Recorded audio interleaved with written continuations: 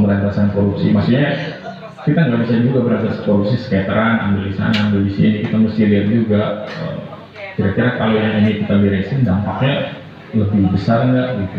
Nah saya melihat salah satu sektor itu sih penegakan hukum itu sektor yang sangat strategi kriminal. Tapi kembali lagi ke prinsip, bukan prinsip, pikiran yang tadi itu butuh dukungan dari kekuasaan untuk bisa melakukan itu.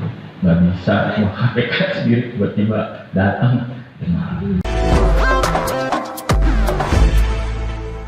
Bagaimana genealogi atau kualifikasi 75 orang ini adalah mereka-mereka yang juga sebenarnya secara historis itu punya relasi kepentingan yang cukup kuat dengan proses bagaimana kemudian KPK membersihkan orang-orang yang selama ini dianggap memiliki rekam jejak yang buruk termasuk pelanggaran etik. Saya salah satunya adalah ketua KPK sekarang, Budi Bangkuli. Kalau misalnya kawan-kawan melacak 75 orang ini menurut laporan Indolis itu, menurut laporan kawan-kawan di grup Tempo, Tirto dan Suara.com dan kawan-kawan yang lain, setidaknya ada beberapa kualifikasi dalam 75 orang ini. Satu misalnya kualifikasi pertama, kawan-kawan 75 orang yang kemudian di-kick dengan cara-cara foto dengan alasan atau menjustify penyingkiran itu dengan jubah tes wawasan kebangsaan adalah mereka-mereka yang dulunya menandatangani petisi yang berkaitan dengan upaya untuk Firly ketika itu pada saat menjabat Direktorat Penindakan Direktur Penindakan di KPK, karena kawan-kawan ini berkesimpulan ada petik ya ada dugaan penghalang-halangan penanganan perkara yang dilakukan oleh Firly Bahuri. Itu kualifikasi pertama. Kualifikasi kedua, di antara kawan-kawan 75 orang ini juga berkaitan dengan mereka-mereka yang menangani perkara dugaan pelanggaran kode etik berat yang dilakukan oleh Firly Bahuri. Karena Firly dianggap bertemu dengan orang yang berperkara dengan KPK atau orang yang sedang diproses oleh KPK. Waktu itu ada dugaan Firly bertemu dengan Gubernur Nusa Tenggara Barat ketika itu Muhammad Yanuar Majid, ada yang terkenal dengan Tuan Guru Baja yang saat itu memang sedang diproses atau diselidiki oleh KPK. Kualifikasi yang ketiga, di antara 75 orang yang kemudian di-kick dengan alasan tes wawasan kebangsaan, itu juga berkenaan dengan proses tes penetapan tersangka dari Budi Gunawan yang sekarang menjabat sebagai Kepala Badan Intelijen Negara. Kemudian itu belum termasuk kualifikasi kawan-kawan yang juga terlibat di dalam wadah pegawai KPK, termasuk juga kawan-kawan yang dalam proses penanganan perkara kasus-kasus besar, kasus Budi Lobster, kasus IKTP dan lain sebagainya. Jadi sangat sulit untuk tidak mengatakan bahwa sebenarnya TWK ini adalah operasi secara terbuka untuk menyingkirkan orang-orang yang selama ini memang yang masuk di dalam kualifikasi tadi. Aku di sini, aku mau rekam. Alasannya karena memang Kamu di sini. Aku mau merekam.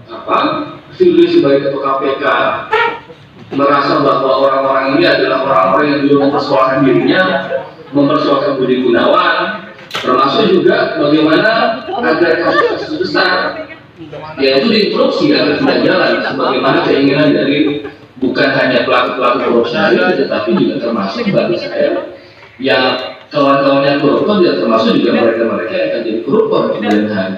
Jadi kepentingan untuk menyingkirkan orang-orang ini memang ya kita bisa simpulkan adalah bagian dari operasi penyingkiran yang tadi kalau di dalam film The End Game KPK ini itu dimaknai atau disebut oleh kawan-kawan Watchdog sebagai operasi pembunuhan terakhir.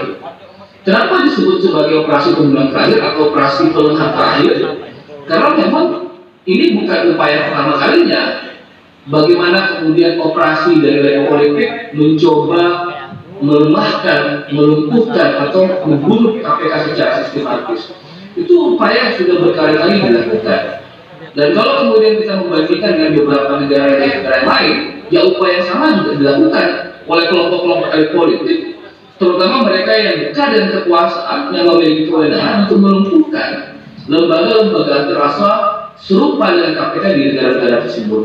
ICAT misalnya di Hong Kong, lembaga antirasuah KPK di Malaysia, KPK Singapura, dan berbagai macam lembaga-lembaga serupa KPK itu kerap kali mendapatkan proses upaya pelumpuhan yang secara sistematis.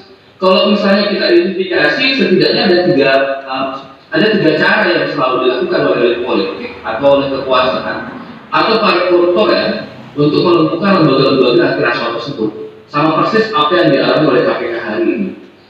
Satu, misalnya proses pelumpuhan KPK atau lembaga-lembaga antirasuah di luar negeri, di negara-negara yang lain, itu selalu dengan cara-cara melakukan proses perubahan terhadap undang-undangnya atau proses legislasinya.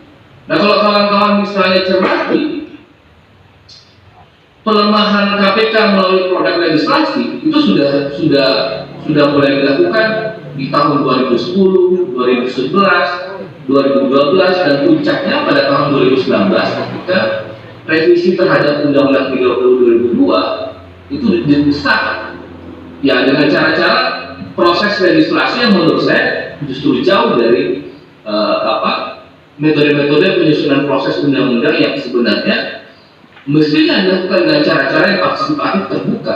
Nah, faktanya revisi Undang-Undang KPK yang sekarang menjadi Undang-Undang Nomor 19 Tahun 2019 adalah revisi undang-undang yang dilakukan dengan cara tertutup, dengan cara sembunyi-sembunyi yang bahkan tidak melibatkan partisipasi masyarakat. Bahkan KPK sebagai pemilik tanda petik bisnis proses dalam urusan pemberantasan korupsi yang akan diatur dalam undang-undang itu sama sekali tidak dilibatkan. Implikasinya kemudian perubahan terhadap Undang-Undang KPK, revisi Undang-Undang KPK 30 2002 yang sekarang menjadi 19 2019 itu berdampak buruk terhadap bukan hanya KPK secara kelembagaan, tetapi juga terhadap upaya atau perjuangan kita selama 23 tahun sejak reformasi untuk mendorong proses pemberantasan lebih korupsi yang lebih maju. Dan itu terkonfirmasi dengan indeks persepsi korupsi yang sekarang menurun, yang pada tahun 2019 itu masih berada pada poin 40, itu kemudian menurun pada tahun 2020 menjadi 3 poin. Orang mungkin mengatakan ya penurunnya tidak seberapa, tetapi bagi kita 3 poin penurunan itu bermakna bahwa ada masalah dengan proses pemberantasan korupsi di Indonesia yang itu sangat berkaitan dengan posisi KPK pasca revisi undang-undang. Jadi kembali yang tadi, satu proses pelemahan KPK adalah melalui proses perubahan terhadap legislasinya atau produk undang-undangnya. Itu juga sama persis dengan apa yang dialami di negara-negara yang lain. Dan implikasinya juga kawan-kawan bisa rasakan sekarang. Salah satu poin yang kemudian kita anggap membuat KPK ini semakin lumpuh adalah bagaimana produk revisi undang-undang KPK itu mendapatkan KPK tidak lagi sebagai lembaga independen tetapi lembaga yang sejatinya berada di bawah kekuasaan eksekutif. Mungkin ada yang mengatakan bahwa kan masih ada frasa kata independen di dalam Undang-Undang 2019 revisi terhadap Undang-Undang 30 2002. Tetapi kita mesti pahami, kendati pun ada frasa kata independen di dalam undang-undang revisi tersebut, tetapi sejatinya ketika KPK itu ditarik menjadi bagian dari kekuasaan eksekutif, maka ya KPK tidak bisa ngapa-ngapain lagi. KPK setidak-tidaknya ya, kalau ada persoalan ini bisa kita lihat ya, kalau kemudian kekuasaan eksekutif itu mendominasi atau mensubordinasi KPK, maka KPK tidak akan mungkin independen, bahkan konflik of interest itu bisa kita prediksi akan terjadi kalau kemudian KPK mengusut setidak-tidaknya perkara-perkara yang menyangkut atau melibatkan orang-orang yang berada di dalam lembaga eksekutif. Itu belum termasuk tes wawasan kebangsaan. Kalau kita lacak misalnya tes wawasan kebangsaan sebenarnya adalah hilir atau ujung dari proses peralihan pegawai KPK yang awalnya independen itu menjadi ASN, dan itu juga adalah perintah dari Undang-Undang Revisi Undang-Undang 19 tahun 2019. Dikarenakan memang peralihan status pegawai independen menjadi pegawai ASN, otomatis implikasinya adalah ya semua pegawai KPK tidak lagi tunduk secara sistem terhadap lembaga KPK, tapi tunduk terhadap negara diberikan melalui kelembagaan berdasarkan kepentingan yang dibawa oleh Kementerian Pemerintahan melalui badan kepegawaian negara. Itu satu. Nah, ada proses pelemahan atau kelumpuhan KPK yang lain yang juga dialami oleh lembaga-lembaga antirasuah dibuat selain dari upaya pelemahan melalui produk legislasinya, revisi undang-undangnya. Pelemahan terhadap KPK itu juga dilakukan dengan cara melakukan proses intimidasi dan kriminalisasi terhadap bukan hanya komisioner KPK, termasuk juga penyidik KPK dan kawan-kawan yang menjadi pegawai KPK. Kawan-kawan mungkin masih ingat bagaimana proses kriminalisasi terhadap bicara yang memunculkan cicak buaya pertama, bagaimana kemudian proses kriminalisasi terhadap beberapa kawan-kawan ketika cicak buaya kedua berkaitan dengan kasus simulasi Joko Susilo, bagaimana kemudian proses kriminalisasi terhadap Abraham Samad dengan perkara kartu keluarga, bagaimana proses kriminalisasi terhadap Bambang Widianto yang kalau kawan-kawan masih ingat itu ditangkap, matanya ditutup, borgol, seolah-olah dia adalah seorang teroris misalnya. Termasuk juga beberapa kejadian-kejadian lain, bom molotov yang dilempar ke rumah Laude Muhammad Syarif. Bahkan kalau kawan-kawan melihat bagaimana pengalaman Novel Baswedan misalnya, itu bahkan harus kehilangan satu matanya di sebelah, sementara mata yang lainnya itu hanya berfungsi 50%. Itu belum termasuk beberapa kejadian yang serupa yang dialami oleh baik penyidik KPK ataupun kawan-kawan staf atau pegawai KPK yang lain. Jadi proses kriminalisasi adalah cara-cara untuk melumpuhkan lembaga ini.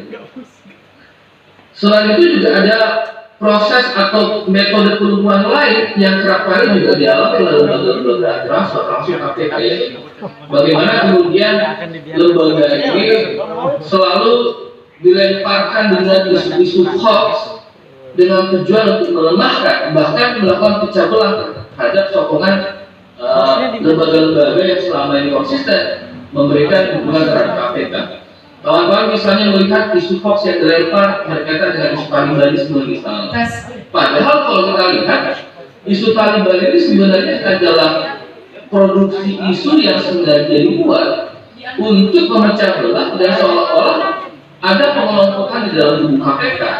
Padahal kalau misalnya kita lihat apa yang terjadi terhadap 75 kawan-kawan yang dikik dengan cara-cara kotor berdasarkan alasan tes wawasan kebangsaan, itu terkonfirmasi bahwa sebenarnya isu Talibanisme adalah isu yang dibuat-buat, sengaja dibuat untuk melemahkan KPK. Karena faktanya dari 75 orang kawan-kawan yang dikeluarkan dengan alasan tes wawasan kebangsaan, itu misalnya ada yang orang kawan-kawan yang muslim, ada yang Buddhis, ada yang Hindu, bahkan ada kawan-kawan di KPK yang menjadi ketua persekutuan gereja Okumena di dalam KPK. Jadi terkonfirmasi bahwa sebenarnya isu Talibanisme adalah isu yang dilempar dengan tujuan melemahkan KPK. Itu belum termasuk misalnya kawan-kawan yang selama ini konsisten mendukung KPK seperti ICW tidak lepas dari isu-isu yang sengaja dibuat untuk melemahkan atau sengaja dibuat untuk memisahkan sokongan masyarakat terhadap KPK. Jadi setidaknya 3 hal itu yang kita anggap sebagai cara-cara untuk melemahkan KPK. Jadi saya ingin berkesimpulan bahwa yang TWK adalah cara untuk menyingkirkan orang-orang di dalam KPK, dan itu menurut saya adalah memang operasi terakhir. Jadi di bawah rejim Jokowi inilah kemudian ya KPK, mohon maaf sebelumnya Bang, tanda petik mati, KPK dibunuh di bawah rejim Jokowi. Karena kita mesti memahami bahwa ini bukan hanya kejadian politik yang ada di Israel, tapi pemerintah yang bahkan hari ini tidak memiliki niat sama sekali untuk menyelamatkan KPK. Kendati pun kampanye 2014 bahkan kampanye tahun 2019 kemarin. Mohon maaf Abang, waktu yang kita berikan sekitar 5-7 menit untuk pengantar. Nanti kita bisa berdiskusi lebih lama lagi di sesi tanya jawab. Mohon maaf sebelumnya Bang ya. Iya. Oke sip. Oke sip. Oke. Iya, mohon maaf. Selanjutnya kita akan ke pemantik kedua. Ada Bang Pradaruan Lupa. Beliau merupakan pegiat lingkungan dan HAM di Kaltim dan sudah menjalani kiprah advokasi masyarakat sejak mahasiswa, dan saat ini ia bersama jaringan advokasi tambang atau JATA aktif mengadvokasikan masalah lingkungan dan bahaya industri ekstraktif tambang batubara. Kepada Bang Pradharma Dupang dipersilahkan, waktunya 5-7 menit. Silakan. Terima kasih.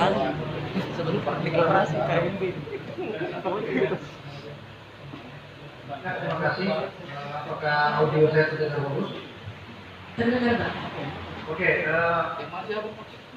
Ya, setelah apa yang sudah diuraikan sama bahwa ini adalah babak akhir dari proses pembunuhan KPK, walaupun di sejumlah media menarasikannya dengan masih sangat soft, masih sangat lembut, dengan narasi kelemahan. Nah, tapi terlihat sekali bahwa lembaga anti-rasuah ini itu diperintahkan, diberikan mandat itu untuk hanya menjalankan tindakan anti korupsi dalam karakter tebang pilih. Jadi memang disasar bahwa ini kamu hanya menjalankan yang tidak menyentuh pada aktor-aktor yang itu menjadi yang utama dari segala bentuk penyalahgunaan wewenang, bahkan juga agenda korupsi yang marak terjadi baik yang di Jakarta maupun sampai di daerah-daerah. Nah, saya berkati mencermati dan mencatat bahwa sebenarnya ini adalah puncak dari proses pembunuhan yang sudah dibangun sejak antara 2015 sampai dengan di reformasi korupsi pada saat musim percaya pertama di akhir tahun 2019 sampai dengan akhirnya puncaknya di tahun 2021 ini dengan cover tes wawasan kebangsaan. Jadi melemahkan di instrumen regulasinya, melemahkan dengan cara mencopot seluruh pimpinan-pimpinan yang sebenarnya kritis, dan mengganti juga seluruh pegawai-pegawai dan penyidik yang bahkan juga punya karakter integritas yang tinggi dan juga jujur. Itu sudah tidak dilakukan lagi karena mereka sudah berproses di KPK bahkan puluhan tahun, seperti anak sudah 15 tahun atau Orwell Baswedan juga lebih sama puluhan tahun. Itu bukan angka yang sedikit untuk melakukan agenda pemberantasan korupsi yang sebenarnya sudah ditangani oleh Tiongkok. Nah, catatan melihat bahwa sebenarnya oligarki itu marah dengan sepak terjang KPK, khususnya oligarki tambang. Jadi upaya sistematis untuk melemahkan itu memang sudah dirintis pasca KPK itu mengagendakan terkait dengan perbaikan sektor energi. Itu sejak tahun 2011 sampai dengan 2015. Jadi sektor ketahanan dan energi itu khususnya di lingkungan juga itu terjadi monitoring yang cukup dalam. Artinya secara ketat dilakukan pengawasan, dilakukan evaluasi, bahkan juga di daerah-daerah yang kita tahu disebut namanya untuk Minembang, koordinasi supervisi mineral energi dan batubara. Nah, hasil dari evaluasi tersebut itu membuat pengelolaan pembangunan di Indonesia yang melibatkan ribuan perusahaan itu memaksa mereka untuk membayar kembali royalti yang tertunda atau bersama dengan iuran tetap untuk PNBP. Hasil monitoringnya di tahun 2011-2015 yang diperkuat dengan Gerakan Nasional Penyelamatan Sumber Daya Alam yang berhasil disepakati oleh 4 lembaga negara, yaitu ada KPK sendiri, Kejaksaan Agung, Panglima TNI dan juga Polri. Dari keempat lembaga itu yang justru konsisten hingga di tahun 2013 adalah Komisi Pemberantasan Korupsi. Tiga lembaga lainnya justru tidak melakukan prestasi dan terobosan-terobosan lebih besar atas kesepakatan Gerakan Nasional Penyelamatan Sumber Daya Alam. Nah, monitoring dan evaluasi ini itu mampu memaksa ribuan perusahaan tadi itu membayar tunggakan kepala negara. Ya tunggakan itu mencapai 5,5 triliun. Nah ini salah satu bentuk sepak terjang KPK saat itu. Nah pembentukan Korsu ini demi membersihkan celah korupsi di sektor tambang yang mulai dari skala PKP-12 maupun juga PKP-12 adalah perjanjian karya perusahaan tambang batubara yang diberikan oleh Kementerian SDM. Sedangkan yang lainnya adalah skala izin usaha pertambangan yang diberikan oleh Bupati dan Wali Kota. Sebelum akhirnya beralih kepada Gubernur dan di Undang-Undang Minerba di tahun 2020 akhirnya dialihkan kewenangannya ke pemerintahan pusat. Nah, tersendat oleh sepak terjang KPK, DPR yang didominasi oleh pengusaha tambang, namanya 50% oposisi DPR itu dominan adalah pebisnis, mengusulkan revisi Undang-Undang Minerba pada Februari 2015 dan akhirnya disahkan pada 12 Mei 2020.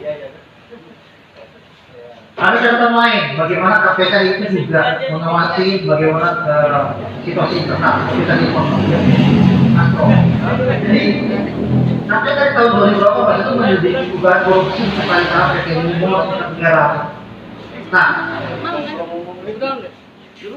Firly Bahuri yang saat itu menjadi direktur penindakan itu telah melakukan yang namanya pelanggaran berat karena dia menemui mantan gubernur NTB Tuan Gubernur yang saat itu menjadi saksi kasus dari dugaan korupsi di perusahaan saham PT Lumor.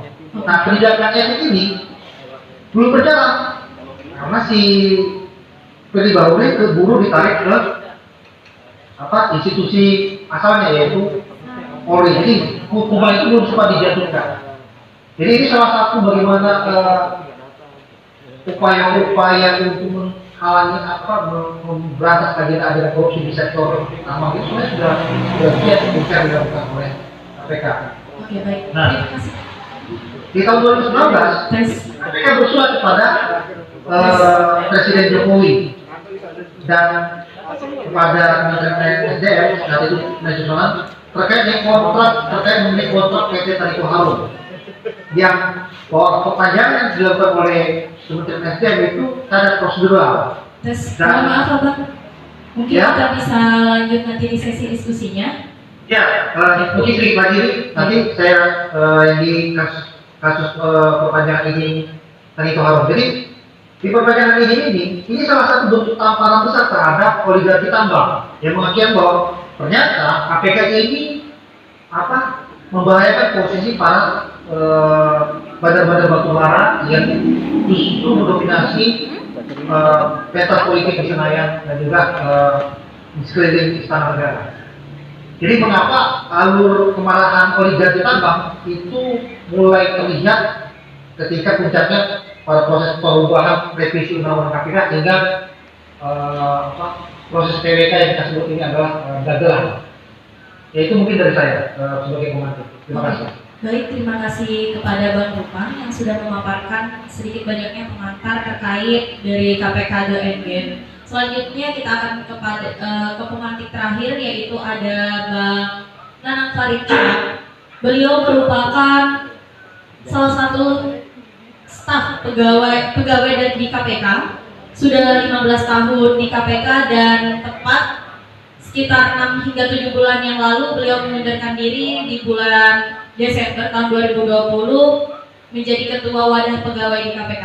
Mungkin langsung saja kepada Bang Nanang Syam untuk memberikan pengantar sedikit banyaknya kurang lebih sekitar 5 menit. Kepadanya dipersilakan. Baik, terima kasih moderator. Selamat malam kawan-kawan Bontang. Hidup rakyat melawan, hidup rakyat melawan, hidup rakyat melawan.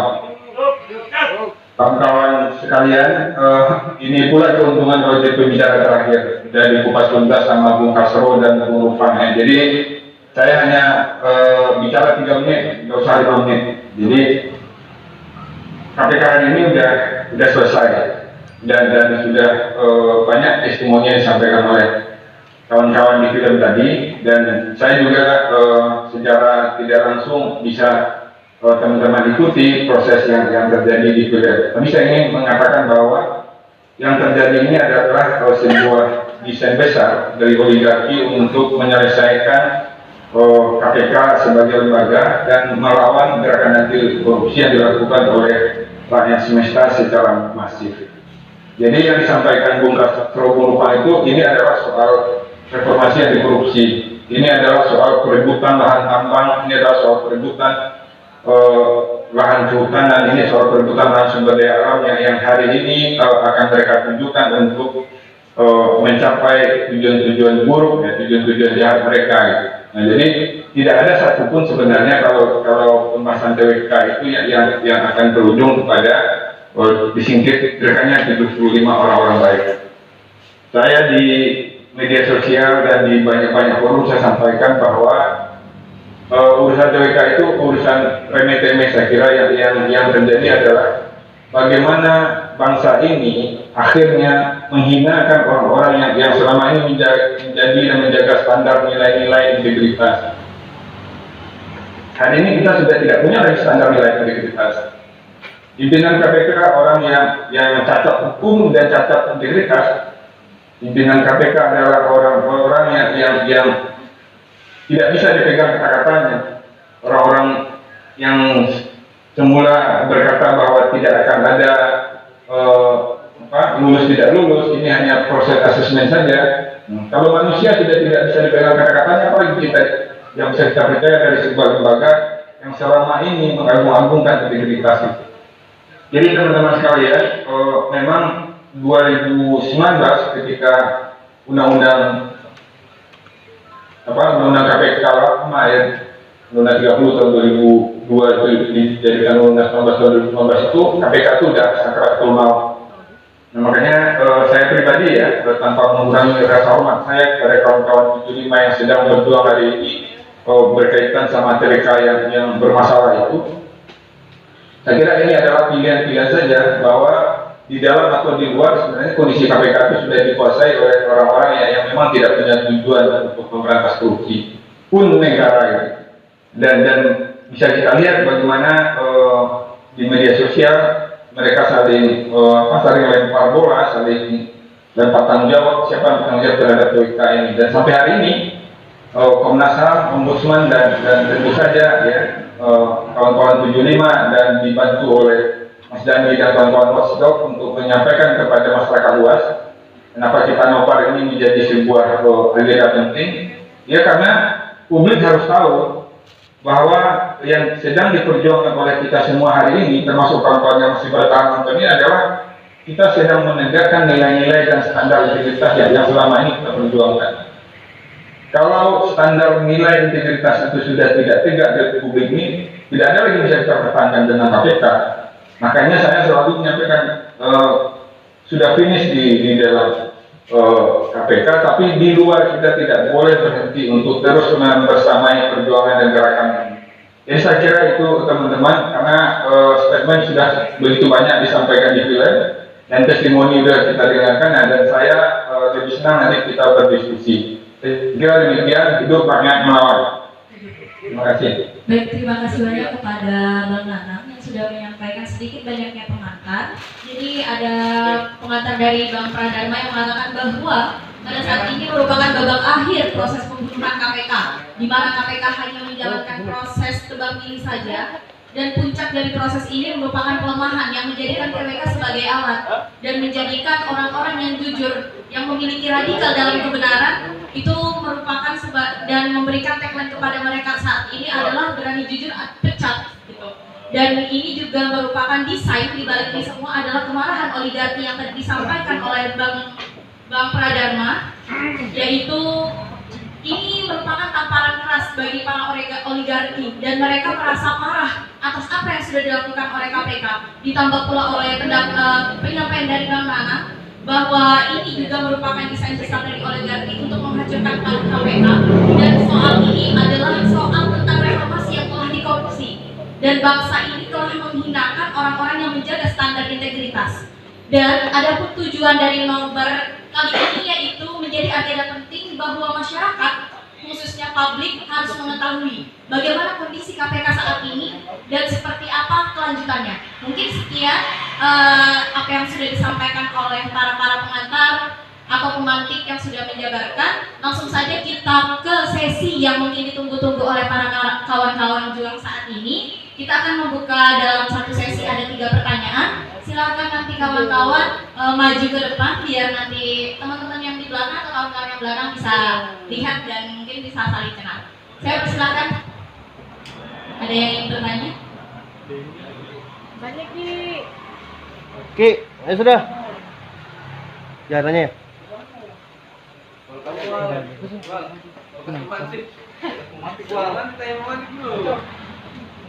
Silakan kepada kawan-kawan yang sudah bertahan di sini, ada yang ingin ditanyakan kepada para pengantar. Mobil khusus sudah keresahan-keresahan yang sudah timbul setelah menonton kurang lebih hampir 2 jam film dokumenter terkait KPK The Endgame. Silakan kepada kawan-kawan. Ini kita.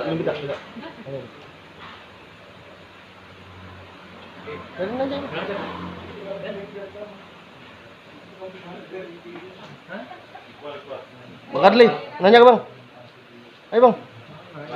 Oke, silakan masnya bisa ke depan.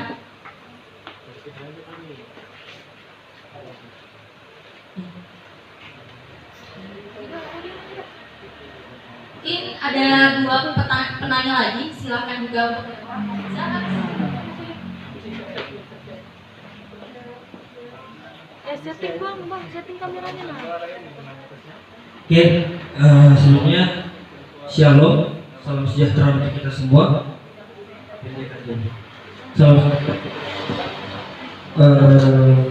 Assalamualaikum warahmatullahi wabarakatuh. Om Swastiastu, Namo Buddhaya, salam kebajikan. Sebelumnya mari kita berikan salam perjuangan kita, salam kebangsaan kita yang termaktub dalam maklumat pemerintah 31 Agustus 1945. Merdeka! Merdeka!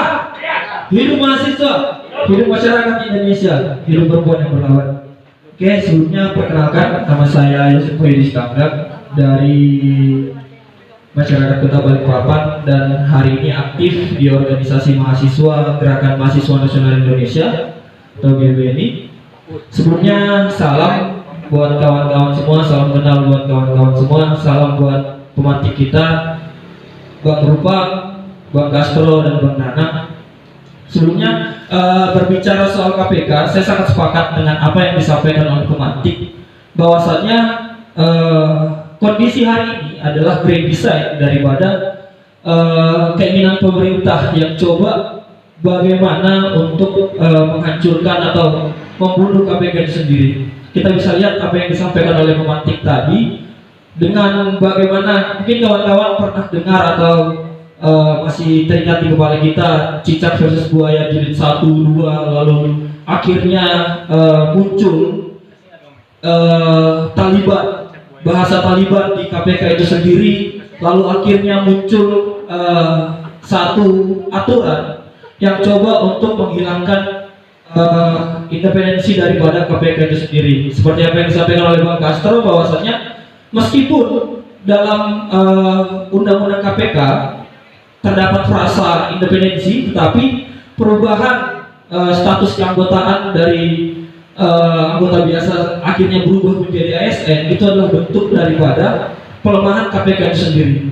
Dan akhirnya hari ini dengan dinonaktifkannya 75 anggota KPK adalah finish daripada kehancuran KPK itu sendiri. Makanya saya melihat apa yang disampaikan oleh Watchdog terkait film ini ialah bagaimana grand design yang coba dibuat, akhirnya inilah yang terjadi, kan seperti itu. Tanpa perlu lagi saya rasa tanpa perlu kita meraba-raba lagi, ini sudah terlihat jelas di mata kita bahwasanya KPK sudah lumpuh total. Nah seperti itu. Bukan hanya masalah TWK, terus lalu undang-undang yang kita tolak beberapa tahun lalu yang kita dengungkan sebagai reformasi di korupsi, penempatan Firly sebagai ketua itu juga menjadi masalah pada saat kita menengungkan reformasi di korupsi, karena ada beberapa catatan yang memang dibuat sehingga Firly itu bisa menjabat sebagai ketua KPK. Nah, melihat daripada ini, yang ingin saya harapkan atau yang saya harapkan pada pertemuan malam hari ini, kita bisa membuahkan satu konsensus bersama, kan seperti itu, terkait kondisi hari ini. Apa yang akan kita lakukan melihat kondisi yang ada? Apakah kita hanya melihat saja KPK mati begitu saja? Karena mau tidak mau berbicara soal KPK ini buah daripada reformasi. Berbicara reformasi, ada begitu banyak yang dikorbankan di sana, kan seperti itu. Ada nyawa, ada keringat, ada air mata, ada darah. Lalu hari ini kita sebagai, saya rasa kawan-kawan di sini semua adalah pejuang-pejuang itu sendiri, kan seperti itu. Lalu apa yang dilakukan oleh kita hari ini melihat kondisi yang ada? Karena kalau kita diam saja sudah tidak bisa apa-apa, kan seperti itu. Seperti tadi yang disampaikan oleh Bang Nanang bahwasanya 75 anggota yang dinonaktifkan itu sedang berjuang, kan seperti itu. Maka perlu juga dorongan daripada masyarakat untuk bagaimana menguatkan argumen-argumen dari kawan-kawan. Mau tidak mau perlu ada dorongan moral daripada masyarakat itu sendiri agar kita bisa juga menyuarakan itu. Hari ini mungkin ada sekitar 50 orang yang mendengarkan atau melihat langsung atau menonton film KPK Endgame, kan seperti itu. Tapi ada begitu banyak masyarakat khususnya di Kota Bontang yang tidak tahu kondisi hari ini soal KPK. Yang dia tahu hanya ya 75 anggota yang dinonaktifkan, kan seperti itu. Tapi tidak tahu kenapa mereka dinonaktifkan. Maka harapan saya, kita yang ada di sini bisa menyampaikan juga kepada masyarakat Kota Bontang yang ada, agar mengetahui seperti apa yang kita ketahui hari ini soal KPK. Runtutan panjang yang dilakukan untuk membungkam KPK, untuk melemahkan KPK, bahkan hari ini mematikan KPK. Masyarakat Kota Bontang juga perlu tahu itu, agar hari ini bisa menguatkan kembali. Karena saya juga jujur saja melihat hari ini buntu soal apa yang harus dilakukan oleh masyarakat terkait 75 anggota ini. Mungkin kita bisa mendiskusikan itu bersama agar bagaimana pada malam hari ini kita tidak hanya menjadikan malam ini seperti menonton film biasa, seperti menonton film di bioskop dan lain sebagainya, tetapi ada satu gerakan yang bisa kita bangun bersama untuk mendukung pengembalian KPK seperti tujuan awalnya, seperti itu. Mungkin itu saja yang bisa saya sampaikan, kurang dan lebihnya mohon maaf. Assalamualaikum warahmatullahi wabarakatuh. Om Sati Sati Om, Namo Buddhaya, salam kebajikan, salam sejahtera untuk kita semua. Merdeka, hidup mahasiswa, hidup masyarakat Indonesia, hidup perempuan.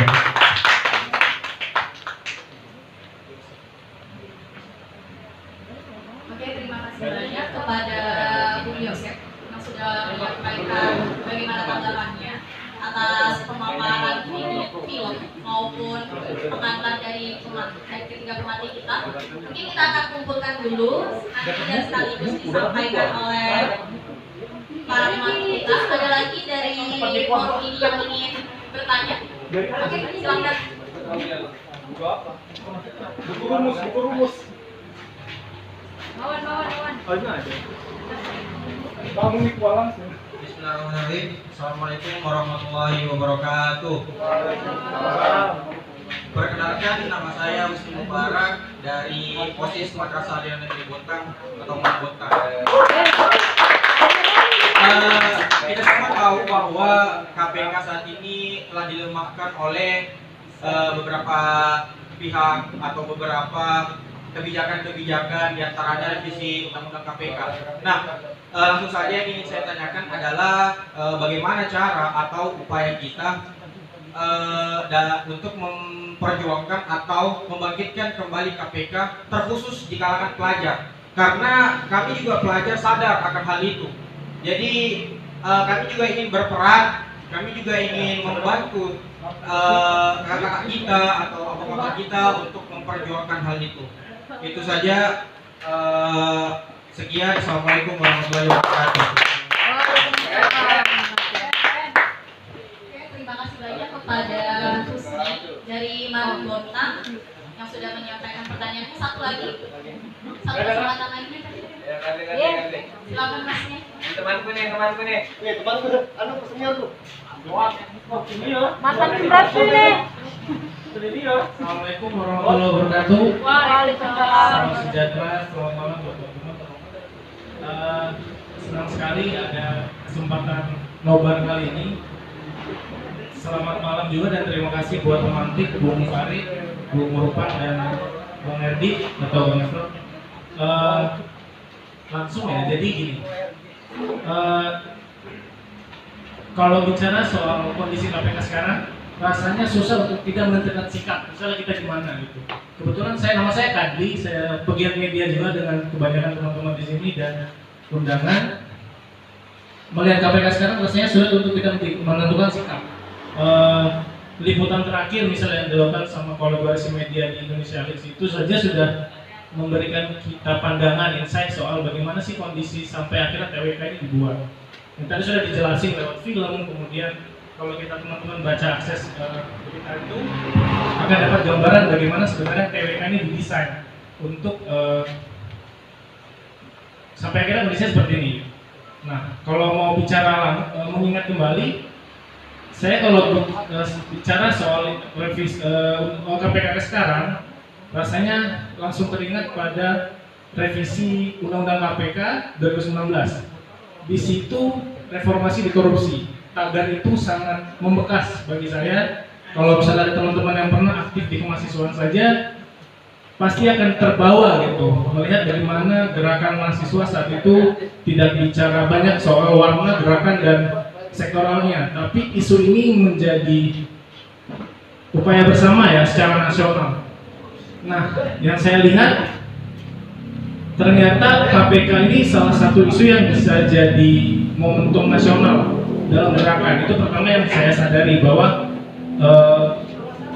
KPK sebagai lembaga negara itu salah satu isu yang bisa dipegang bersama, melepaskan atribut-atribut organisasi dan apa yang diperjuangkan untuk menjadi satu kesatuan. Husni tadi saja mengingat kembali bahwa dia sadar kalau hal ini penting untuk dibahas. Kita juga ingat waktu itu teman-teman STM ya, jadi salah satu garda dalam aksi reformasi di korupsi itu heboh. Jadi saya selalu ingat soal itu. Jadi secara garis besar saat bicara soal KPK, revisi Undang-Undang KPK tahun 2019 itu sudah saya bayangkan ini adalah gerak catur strategis yang dilakukan kekuasaan untuk melemahkan upaya pemberantasan korupsi. Nah, sampai akhirnya pada kondisi ini, makanya saya bilang sangat sulit untuk tidak menentukan sikap. Bagaimana kita memandang TWK ini sebagai salah satu upaya dengan dalih pemerintah misalnya bicara bahwa KPK terlalu overpower dan lain-lain, tapi di lain pihak sudah banyak ekspos informasi media dan upaya teman-teman dalam peliputan atau penguak fakta bahwa TWK ini didesain sedemikian rupa untuk menyingkirkan sekelompok orang yang sedang berupaya untuk mengusut kasus-kasus yang besar gitu. Nah, itu mungkin bisa jadi insight teman-teman juga. Kemudian yang saya mau tanyakan ya, kita mau bahas juga bisa jadi isu bersama. Setelah 2019, KPK adalah satu judul yang bisa kita bawa bersama sebagai kesadaran politik. Turun ke jalan itu bukan hanya hura-hura saja sebenarnya, tapi ada kesadaran politik yang dibawa bersama bahwa korupsi ternyata memang akar masalah. Saya tidak pernah membayangkan bahwa korupsi ini salah satu ekses saja dari masalah politik nasional. Kita ada masalah penjarahan sumber daya alam, penguasaan lahan, perkebunan dan lain-lain. Ternyata korupsi sampai mengakar seperti itu, jadi sampai akhirnya membuat satu Indonesia sibuk sekali bicara soal anti korupsi.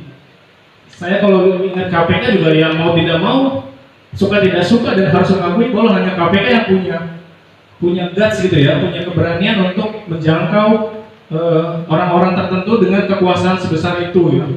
Nah, saya mau membahas ini bersama teman-teman dan para pemantik narasumber. Sampai di isu TWK ini, bahkan organisasi sebesar PGI yang kemarin juga diserang buzzer saat menyatakan sikapnya dalam posisinya ini, PGI, Persatuan Gereja Indonesia, kemudian Muhammadiyah menyatakan itu juga sikapnya bagaimana, posisinya di mana, itu menyatakan diri sebagai ini gerakan moral, bukan gerakan politik, dan masih diserang buzzer. Bahkan sudah seterbuka itu menyatakan sikap. Saya mendukung KPK dalam saya mendukung saya mendukung semua kelompok yang berupaya disingkirkan ini sebagai gerakan moral. Nah, bagaimana dengan teman-teman? Bagaimana dengan kita? Ini jadi hal yang menarik. Bagaimana setelah ini, saat gerakan politik sedang diupayakan oleh 75 pegawai itu melalui pendampingan lembaga hukum, kemudian ada organisasi-organisasi moral yang juga sudah bergerak, sudah menyatakan sikap. Kita harus ngapain lagi ini? Dukungan apa yang bisa diberikan oleh entitas sipil, organisasi kemahasiswaan, atau bahkan media misalnya? Ini gerakan yang berbentuk seperti apa? Kalau media kan kita tahu ya, tugas kita ini mencari informasi, fakta, dan kita publikasi. Semua kembali kepada masyarakat sipil. Nah, apa yang harus dilakukan setelah ini? Karena saya melihat Endgame ini bukan Avenger Marvel ya, yang namanya Endgame tapi happy ending gitu. Ini enggak. Depres sekali, film ini depres sekali. Baru kali ini ada film Watch Dogs yang rasanya membuat kita begitu intim dengan KPK. Kita bisa dengar wawancara KPK yang bicara sedalam itu soal KPK gitu, soal personal KPK. Nah ini depres nih, ini film paling pesimis lah dalam artian itu ya. Tapi bisa dibuat nobar kan supaya bisa jadi optimisme nasional. Nah sekali lagi saya ingat lagi 2019, bisa nggak KPK ini kita pakai untuk persatuan nasional? Itu aja mungkin jadi pertanyaan yang intinya lah. Terima kasih. Wassalamualaikum warahmatullahi wabarakatuh.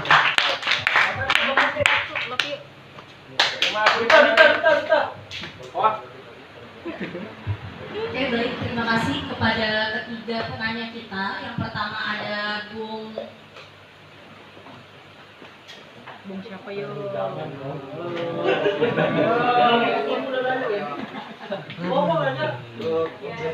Ya itulah. Bung Joseph dari GMI yang menyatakan bahwa apa yang menjadi isu saat ini terkait PWK itu sudah terlihat jelas bahwa ini merupakan kelumpuhan total dari KPK itu sendiri. Dan yang menjadi poin penting dari apa yang disampaikan adalah kita harus membuahkan satu konsensus untuk bersama-sama bagaimana kita merespon kondisi dari hal ini, dan tentunya perlu ada dorongan moral dari masyarakat yang ada, dan bagaimana harapannya untuk bersama-sama menyampaikan kepada masyarakat, wabil khusus orang-orang yang ada di dalam forum saat ini. Dan selanjutnya ada penanya juga dari Husni dari Osisman Bomkang menyatakan bahwa menanyakan bagaimana peran pelajar untuk ikut andil melihat hal tersebut sebagai bentuk upaya mengembalikan KPK kepada siplonya. Terus yang selanjutnya ada Bung Kadri sebagai penggiat media yang menyatakan bahwa ini sudah menjadi isu nasional dan selayaknya kita harus bisa mampu menentukan sikap. Dan yang menjadi pertanyaan adalah apa yang harus dilakukan setelah ini. Mungkin saya persilahkan pertama kali kepada Bang Nana untuk merespon dan sekaligus menanggapi juga, sekaligus pula jawab apa yang sudah ditanyakan oleh kepada ketiga penanya kita. Silakan kepada Bang Ana. Terima kasih. Baik, terima kasih. Saya kira tidak ada pertanyaan sebenarnya, karena sebagai kawan-kawan itu pengen orasi juga. Karena kita udah geram dengan kondisi ini. Jadi tidak mungkin juga kami mengajari tentara berbaris ya. Mahasiswa itu adalah guru pergerakan, mahasiswa itu adalah guru perjuangan. Jadi teman-teman mahasiswa apapun yang akan kami lakukan, kami akan bersama kalian dan tentu kita tetap menjaga ini dalam rangka menjaga standar nilai-nilai integritas. Jadi kawan-kawan di Bontang, saya kira pada saat ini banyak hal yang bisa kita lakukan kalau seandainya kita di rumah saja. Ya, kita punya media sosial, kita punya jempol, kita punya jari, kita punya kata-kata bisa kita suarakan, dan itulah yang saya kira menjadi alat. Mas Dok sudah memberikan salah satu contoh bahwa dengan media multimedia kita bisa memberikan gambaran yang luas ke seluruh dunia dan akhirat. Saya kira itu yang harus kita lakukan. Bahwa kita tidak boleh putus asa, apapun yang kita lakukan selagi kita masih hidup, dan itu harus kita perjuangkan. Apalagi ini berkaitan langsung atau tidak langsung dengan masa depan kita, anak-anak keluarga kita, dan tentu masa depan bangsa ini. Saya kira itu, dan tidak ada juga yang harus saya jawab, karena jawabannya sudah ada di kepala masing-masing. Kita tinggal bergerak saja. Oke, baik, terima kasih kepada Bang Nanang yang sudah menyampaikan bagaimana responnya, yaitu kita tetap bersama-sama dalam menjaga integritas ini, dan kita bisa mengoptimalkan aksi-aksi yang kita lakukan, baik aksi media maupun aksi secara langsung, guna untuk menyuarakan kepada khalayak publik. Selanjutnya silakan kepada pemantik Bang Rupa untuk memberikan tanggapan serta responnya. Padanya dipersilakan.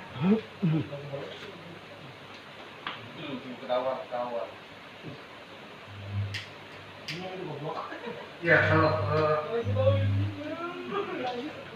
untuk ya kegelisahan kita sebenarnya sama, yang kita marah, bagaimana lembaga yang dari bangun untuk berikan kepercayaan dan sedikit juga diberikan, namun diperlakukan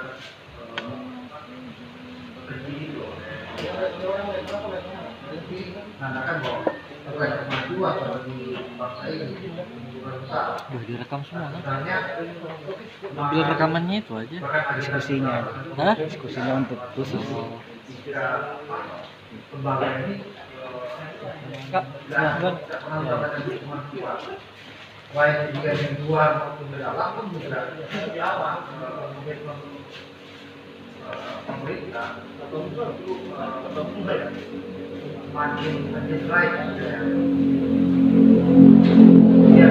Saya tidak masuk ke pertanyaan, sebenarnya sih ajaran yang boleh saya lakukan. Mana ini sudah offline kan? Bang Castronya itu. Jadi sudah saatnya tidak hanya sebatas kita membaca berita, tapi kegelisahan ini harus kita wakilkan. Paham kita itu adalah bentuk ekspresi yang harus ditujukan kepada pemerintah, penguasa, negara, baik politisi, bahwa kamu keliru bahwa sebenarnya apa yang kamu lakukan itu justru menjauh dan mengkhianati mandat reformasi. Dan reformasi ini sudah betul-betul korupsi. Nah, apa langkah-langkah, bahkan dari pertanyaan yang dilakukan teman-teman pelajar, ya selain menggunakan hal yang paling mudah adalah kanal-kanal sosial media yang teman-teman miliki, hal yang kedua adalah ada sejumlah kasus korupsi yang ada di daerah itu. Laporkan saja sebanyak mungkin. Kalau saya tanya, periode yang sekarang ini tidak lebih hanya untuk display saja pajaran dari oligarki, dan tidak akan terjawab. Banyak kasus-kasus itu akan tertunggak, dan karena tadi prinsip oleh lembaga Pirantua ini hanya pesanan by order, tidak untuk menyasar para jenderal, tidak menyasar para politisi-politisi, tidak menyasar para menteri, bahkan juga para orang-orang yang lekat dengan di level bahkan juga di level Senayan, kan kita tahu bahwa sebenarnya adalah orang yang paling berkepentingan dalam proses penjarahan uang negara, kaya alam Indonesia, bahkan juga luasan tanah masyarakat adat, petani yang ada di daerah dalam kami percaya bahwasanya pintu masuk dari pengangguran lingkungan yang terjadi di Kalti dan di seluruh daerah dan juga hilangnya tanggung jawab pejabat publik atau sama-sama rakyat itu intinya adalah korupsi. Dan kini korupsi itu tidak lebih hanya sebatas drama saja yang saat ini dikendalikan oleh kepala pemimpin-pemimpin yang tidak berintegritas, dilakukan dan jelas sekali pelibah, dan mereka justru juga sudah punya agenda untuk menyelamatkan agenda dari para pengusungnya baik di politisi Senayan maupun terakhir pernyataan yang dimuncul media adalah bahwa TWK itu juga sebenarnya tidak pernah ada dari mantan pemimpin baik di undang-undangan maupun TWK sudah menjelaskan bahwa tidak boleh ada status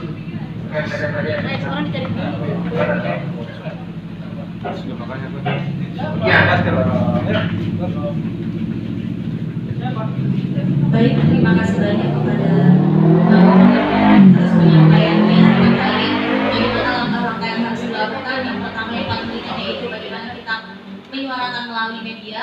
Terus yang kedua adalah melaporkan kasus-kasus korupsi yang ada di sekitar kita, karena sejatinya korupsi merupakan pintu pembuka dari segala semuanya, termasuk integritas dari penguasa kita saat ini. Silahkan selanjutnya penyampaian terakhir dari Bung Castro, Bang Castro maksudnya untuk merespon sekaligus menanggapi. Silahkan kepada Bang Castro. Ya, terima kasih.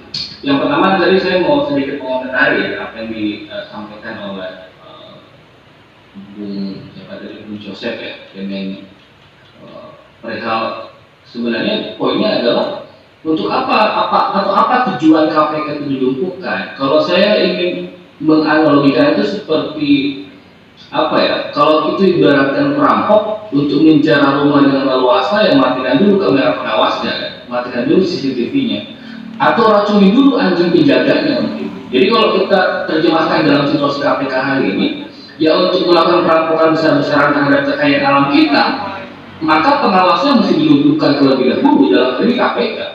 Nah faktanya hari ini KPK itu dimatikan bukan hanya dari luar, tetapi juga termasuk menggerogoti dari dalam. Menempatkan Firly sebagai ketua KPK itu bermakna upaya bagaimana melumpuhkan KPK dari dalam, dan itu kan terbukti. Itu terkonfirmasi sejak awal Firly terpilih. Kita sudah memprediksi bahwa ya KPK ini tinggal tunggu waktu saja untuk tamat.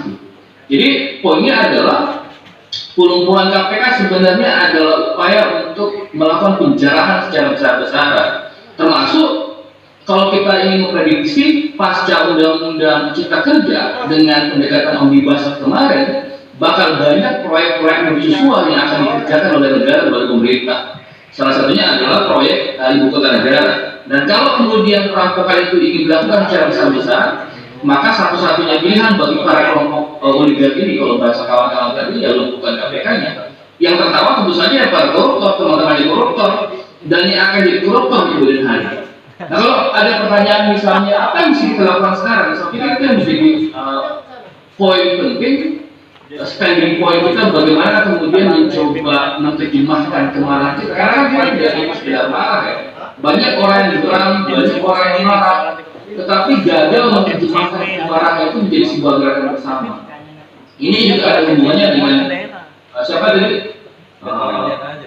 Usmi ya, dari OSIS Maduantan ya. Bagaimana upaya kita memperjuangkan KPK untuk mengembalikan marwah sebagaimana yang kita cita-citakan pada saat reformasi. Jadi ada pertanyaan besar, misalnya saya sih masih percaya bahwa sejarah umat manusia ini selalu ditentukan perubahan-perubahannya dengan cara-cara gerakan massa ya.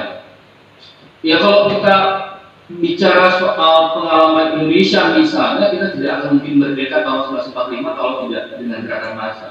Kita mungkin akan gagal menumbangkan Soeharto itu tanpa gerakan massa. Bahkan KPK berkali-kali digoncang, dirongrong oleh para koruptor akibat reaksi balik dari upaya KPK menyelamatkan uang negara, itu juga diselamatkan oleh gerakan massa. Kita masih ingat mungkin cicak buaya pertama, cicak buaya kedua, dan seri-seri berikutnya. Itu juga termasuk diselamatkan oleh sokongan masyarakat yang begitu sangat luas. Bagaimana kawan-kawan bisa melihat misalnya berbagai macam kelompok masyarakat, berbagai macam elemen tanpa diundang, tanpa dipanggil, semuanya berkumpul di gedung KPK, menyatakan sikap berdiri paling depan untuk menyelamatkan ya anak kandung informasi ini. Itu yang mesti kita lakukan. Nah kemudian ada pertanyaan menarik tadi soal apa yang ditanyakan oleh Bu Kade ya. Sebelum menjawab apakah KPK bisa atau isu KPK ini bisa dijadikan sebagai momentum persoalan nasional, ada sedikit bagi saya semacam refleksi ya, pertanyaan reflektif terkait dengan kita juga jangan hanya sekedar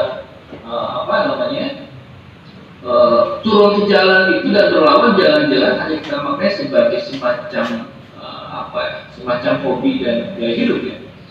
Karena bagi kita turun ke jalan dan berlawan itu kan semestinya kita betul-betul rencanakan dengan baik. Tujuannya kita adalah untuk menang, tidak sekedar turun ke jalan seolah-olah itu semacam hobi dan gaya hidup. Itu memang problemnya karena memang mayoritas yang sekarang bergerak itu rata-rata kelas menengah, dan penyakitnya kelas menengah itu biasanya ini semacam evaluasi juga buat kita atau kritik buat kita. Itu biasanya ya kenapa dia sekedar berlawan? Ya kalaupun kalah misalnya tidak ada masalah, tetap bisa makan dengan enak. Kalau mahasiswa tetap bisa terima dari orang tua misalnya, tetap bisa merokok dengan tenang dan lain sebagainya. Tetapi coba bayangkan kalau kita bandingkan misalnya dengan kawan-kawan buruh ya. Kawan-kawan buruh itu biasanya merencanakan perlawanan betul-betul untuk menang. Karena kalau kalah, ya hidup itu semakin hidup, hidup itu semakin susah. Poin yang saya mau bilang adalah sebagai bagian dari itu, bahwa kalau kemudian kita ingin menerjemahkan rasa marah kita terhadap situasi hari ini, situasi di KPK, kita betul-betul juga harus merencanakan gerakan kita dengan baik. Artinya ya tidak sekedar berlawan, tetapi betul-betul untuk menang. 2019 nafas kita pendek, kita kalah begitu. 2020 aksi-aksi yang meluas terhadap kebijakan legislasi menyangkut undang-undang cipta kerja dengan pendekatan omnibus, nafas kita juga pendek. Kalau betul-betul kita menyiapkan berlawan, menyelamatkan akan informasi ini, maka kita mesti merencanakan dengan baik. Minimal nafas kita bisa jauh lebih panjang begitu. Nah yang terakhir berkaitan dengan apakah misalnya isu KPK menurut Bung Khalil tadi bisa kita jadikan sebagai momentum persatuan secara nasional? Bisa.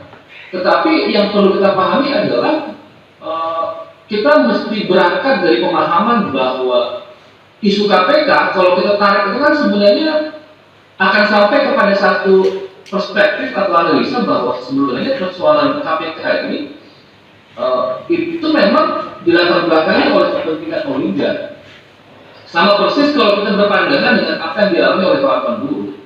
Isu upah murah itu akan sampai pada kesimpulan bahwa ini letaknya adalah kelompok oligarki.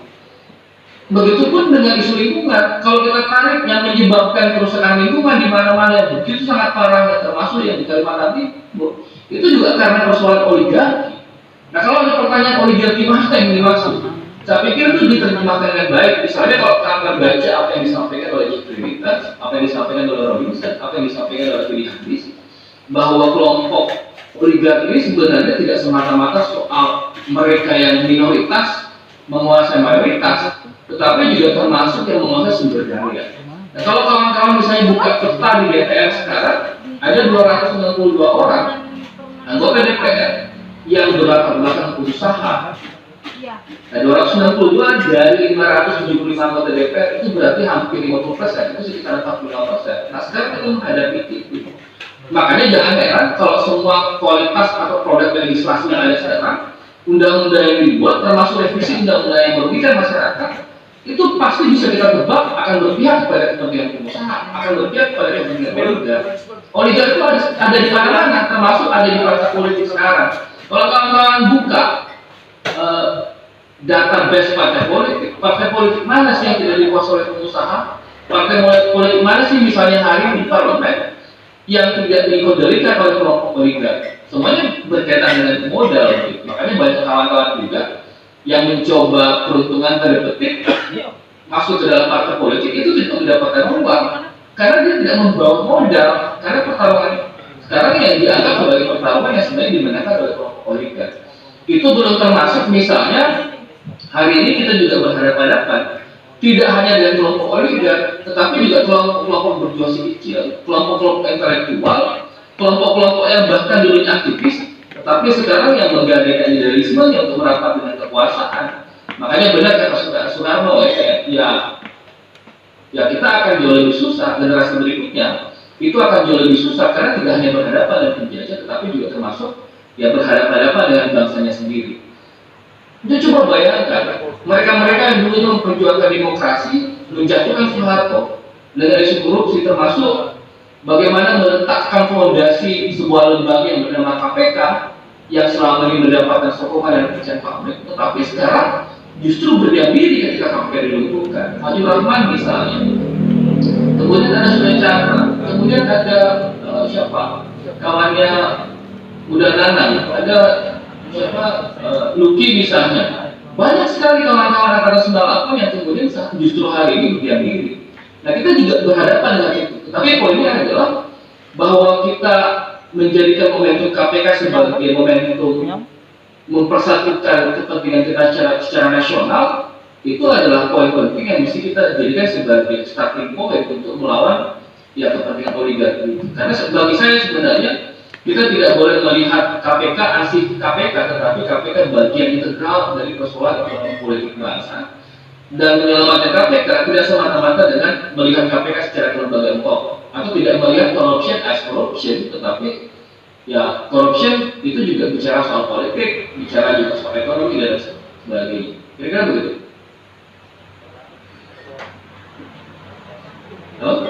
Oke, terima kasih banyak kepada Bang Castro atas respon dan tanggapannya kepada penanya-penanya yang sudah disampaikan tadi. Ada 3 penanya, saya ingin memberikan feedback terlebih dahulu. Apakah ada feedback daripada ketiga penanya ini atas apa yang sudah disampaikan oleh ketiga pemateri kita? Cukup ya? Jika kalau cukup, jadi tadi apa yang disampaikan oleh Bang Castro adalah kita harus mampu menjadikan ekspresi marah kita sebagai bentuk perlawanan dan menerjemahkannya ini dengan baik agar nafas perjuangan kita panjang dan tujuan kita adalah menang. Karena yang kita hadapi saat ini adalah bukan hanya kaum oligarki, tapi melainkan kaum borjuis. Kira semua momentum itu adalah langkah yang sangat baik, dan ketika ini menjadi langkah yang satu-satunya cara menjadi tokoh adalah jangan diam. Kejahatan itu terjadi karena orang baik diam. Jadi mari bergerak naik berlawan, mari bergerak naik berlawan. Terima kasih. Selamat malam semuanya. Assalamualaikum warahmatullahi wabarakatuh. Terima kasih banyak kepada Bang Nana. Selanjutnya kepada Bang Pak untuk menyampaikan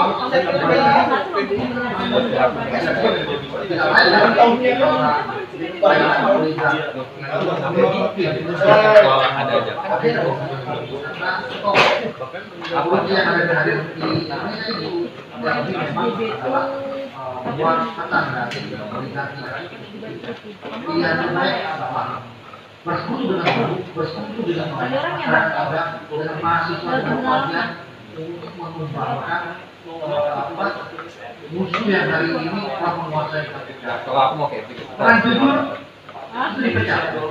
Itu adalah betul akal sehat kita tidak bisa menerima.